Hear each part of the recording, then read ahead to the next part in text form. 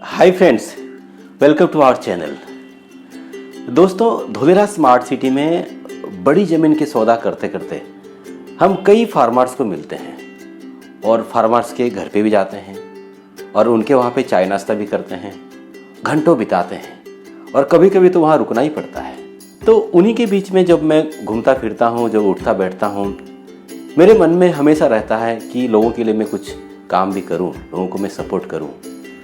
ऐसा ज़रूरी नहीं कि मुझे पैसा मिलता है तो ही लोगों को मैं सपोर्ट करूं। तो उसी के बीच मैं कई फार्मर्स की लाइफ के बारे में, उसकी जीवन के बारे में, उनके पेरेंट्स के बारे में, उनके बच्चों के बारे में, उनके लाइफस्टाइल के बारे में जानकारी लेता हूं। तो तभी कई लोग मुझे रिक्वेस्ट भी करते हैं कि सर, आपकी तो धोलेरा में जो वीडियो बनते हैं उसमें हमारे जैसे फार्मर्स के बारे में भी कुछ बनाइए ताकि हमें भी कुछ गाइडेंस मिले और हमारी ज़मीन एक अच्छी कीमत में बिके और हमारे लाइफस्टाइल भी सुधरे।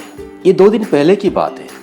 एक फार्मर है जिसको मैं पिछले 1.5 से 2 महीने से जानता हूँ, जिनके 4 खेत हैं। उन खेत को उन्हें बेचना है, लेकिन वो खेत जहाँ पे है वहाँ पे डिमांड बहुत कम है, तो वहाँ पे बायर्स इजीली अवेलेबल नहीं है। तो उन्होंने कल मुझे फ्रस्ट्रेशन होके क्या बोले, फ़ोन करके बोले, प्रभात भाई, जनवरी महीने में मेरी 2 बेटी की शादी है और तब तक यदि मेरा कोई भी खेत के सौदा नहीं होता है तो आप हमें 2 लाख रुपया उधार देना। तो दोस्तों, मुझे तो अच्छा लगेगा उसे मदद करने के लिए और वो 2 लाख देने के लिए मुझे खुशी होगी, क्योंकि उससे क्या होगा कि उनकी 2 बेटी की ज़िंदगी सुधर जाएगी, यानी कन्यादान हो जाएगा।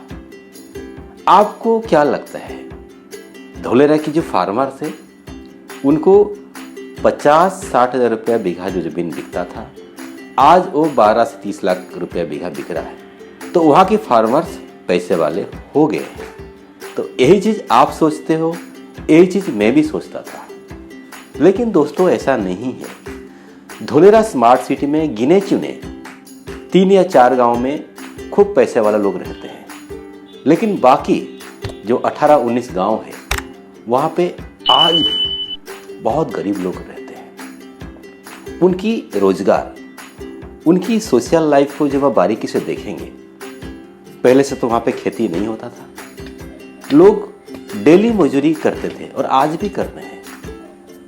और वहाँ तक भी मैं देखा कि ऐसे गांव के लोग हैं जहाँ पे गांव की 50 से 40% लोग सूरत जाते हैं हीरा घिसने के लिए और बाकी टाइम फिर गांव आते हैं।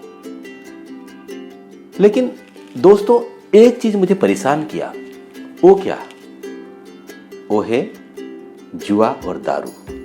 वहाँ के जो उम्र वाले लोग हैं, जो बूढ़ी माँ लोग हैं या जो उम्र वाले पापा लोग हैं, उनसे जब मेरा बात होता है तो वो लोग बहुत बार भावुक होके रोते रोते मुझे यही बात बताते हैं। क्या बोलते हैं?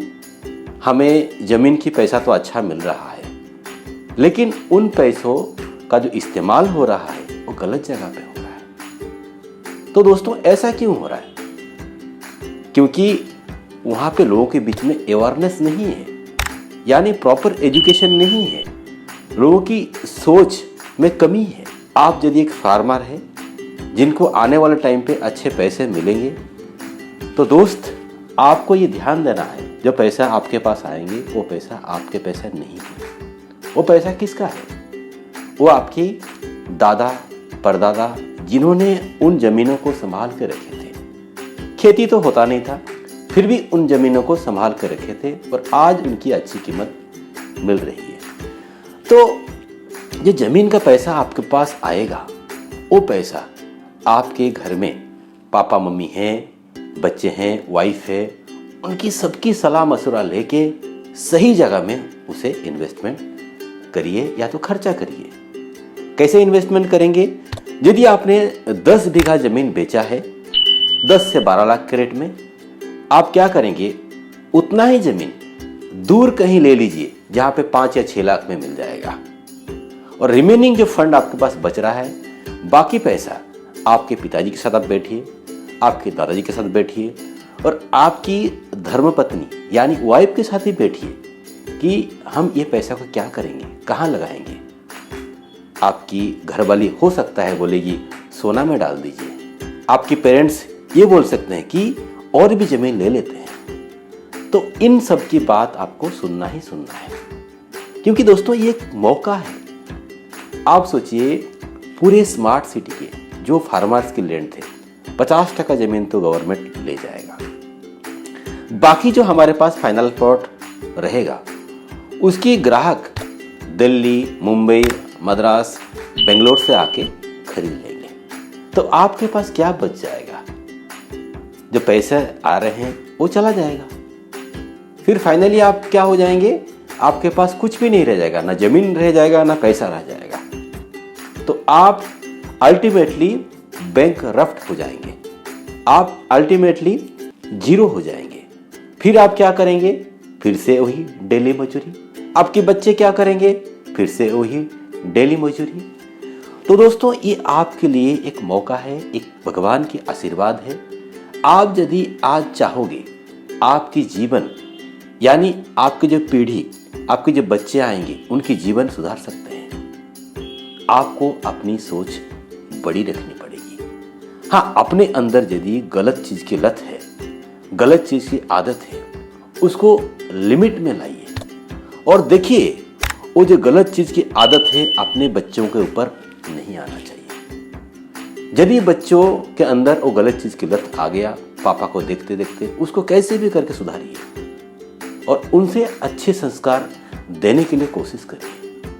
आप देख रहे होंगे स्मार्ट सिटी की जो गांव है, खास करके टीपी 5, 6, 3, 4 की दूर की जो गांव है, वहाँ पे कनेक्टिविटी भी नहीं है। यानी बस पकड़ने के लिए वहाँ से पैदल मेन रोड तक आना पड़ता है। और कई बार मैं जब वहाँ से निकलता हूँ, कभी गरीब फार्मर या कई गरीब बुढ़ी को भी मैं लिफ्ट दिया हूँ, और लोग जब बैठते हैं मेरे गाड़ी में वो अपने लाइफ के बारे में मुझे बताते हैं। और वहाँ पे अच्छी हेल्थ केयर की सिस्टम, यानी जब आपकी तबीयत खराब होती है, यदि घर के लोग आपको ध्यान नहीं देंगे तो आपकी तबीयत और बिगड़ेगा। तो वही चीज़ वहाँ होता है। कैसे होता है? किसी को बुखार आ गया, किसी का तबीयत बिगड़ गया, उसे नॉर्मल मेडिसिन देके 4-6 दिन में ठीक करने के लिए कोशिश किया जाता है। जब वो बंदा सीरियस हो जाता है फिर हम भागते हैं धंधुका या तो अहमदाबाद। तब तक दोस्तों काफ़ी देर हो जाता है। तो इसीलिए हमारे जो एरिया है, धोलेरा स्मार्ट सिटी की जो गांव है, 22 गांव, उन एरिया में स्मार्ट फैसिलिटी के साथ साथ लोगों को proper education, proper health care मिलना जरूरी है। और जो कमी है वो है अवेयरनेस और नॉलेज, यानी बुद्धि। यदि आप एक अच्छे फार्मर से उस एरिया के और आपके अंदर मनी मैनेजमेंट की ज्ञान है और आपने 10 बीघा खेत बेच के आज 50 बीघा बना चुके हैं, तो आपको मेरा एक पर्सनल रिक्वेस्ट है, आप कम से कम आपकी गांव के 5 या 10 फार्मर्स को गाइड करिए। कुछ लोग आपको रिजेक्ट करेंगे, ठीक है, लेकिन ऊपर वाले चाहते हैं, आपके अंदर वो बुद्धि दिए हैं, आप 10 लोगों को बताइए, कम से कम 6-7 लोगों की तो लाइफ बदलेगा। वही चीज मैं भी चाहता हूं। मैं भी मन में सोचता रहता हूं कि यहाँ के जो गरीब फार्मर्स हैं उन्हें आज एक अपॉर्चुनिटी मिला है, उन अपॉर्चुनिटी का वो मैक्सिमम फायदा कैसे उठाएं ताकि उनकी लाइफस्टाइल अच्छा हो जाए। यदि ना हो पाए, कम से कम उनके बच्चों का जिंदगी तो सुधरे। तो दोस्तों, एज ए फार्मर्स आपको मैं रिक्वेस्ट करूंगा, आप अपनी सोच को भी बड़ा करिए। बड़ा सोचना पड़ेगा, कम से कम अपने बच्चों के लिए, खुद के लिए, क्योंकि जब हम सोच बड़ा नहीं करेंगे, हमको जब बहुत सारे पैसे मिलते हैं वो सही जगह पे उपयोग नहीं होते हैं। यानी हमें वो एक फंड मिल रहा है, एक लोन मिल रहा है, उसी के सहारे हम हमारी पीढ़ी को सुधारेंगे। तो दोस्तों, ये था आज का एक छोटा सा वीडियो हमारे फार्मर्स भाई बंधु के लिए। यदि ये वीडियो आपको अच्छा लगा तो प्लीज़ लाइक बटन दबाइए और हो सके तो वीडियो को आप अपने फ्रेंड सर्कल में शेयर करिए ताकि लोगों को इसके बारे में जानकारी मिले। और आज के लिए आप लोग हमें इजाज़त दीजिए। Bye bye, take care.